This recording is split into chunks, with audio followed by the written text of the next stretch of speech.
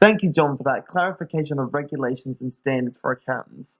Let's now take a closer look at the Code of Ethics and Conduct to see how they were formed and the benefits for their members. The Code of Ethics for Professional Accountants is issued by the Accounting Professional and Ethical Standards Board, the APESB. This is an independent body established in 2006 by CPA Australia and Chartered Accountants of Australia and New Zealand. It is now made up of both these groups, plus the Institute of Public Accountants. The role of the APESB is to develop and issue professional and ethical standards in the public interest that apply to members of all three of the accounting bodies.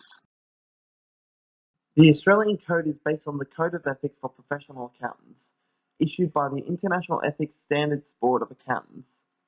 The IESBA Code applies in more than 120 countries. It is important for Australian standards to be consistent with the international standards, to allow for global commerce and flows of capital.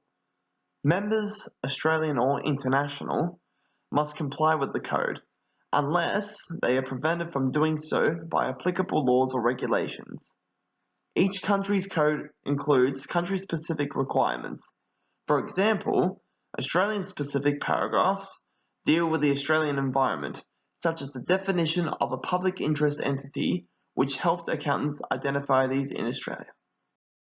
In 2020, the code will be updated, but the 5 fundamental principles will remain the same: integrity, objectivity, professional competence and due care, confidentiality, and professional behaviour.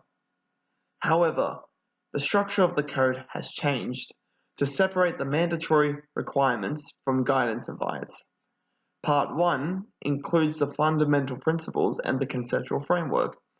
Part 2 has requirements and guidance applicable to members in business. Part 3 applies to members in public practice. And Part 4 contains the auditor independence requirements. The most salient point here is the relocation of the members in business section from Part C to Part 2, so that the sections relevant to members in business are now more accessible at the beginning of the code, because around 70% of accountants belong to this category.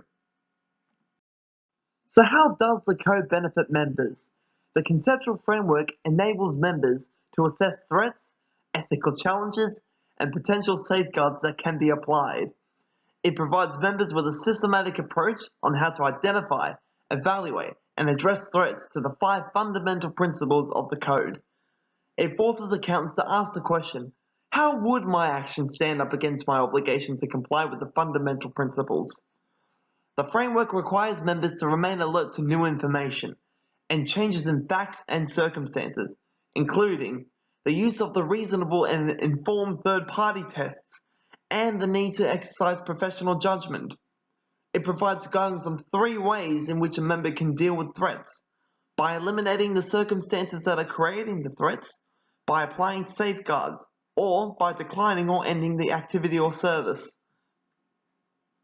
So we can see that John was correct in stating that the code serves an important purpose, a means to adhere to both law and morals of accounting bodies. In applying the code, members should be guided not only by the words, but also the spirit of the code.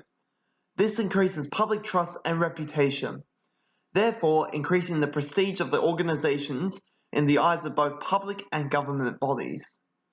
Thanks for your attention. I will now pass you to Leanne to conclude our presentation.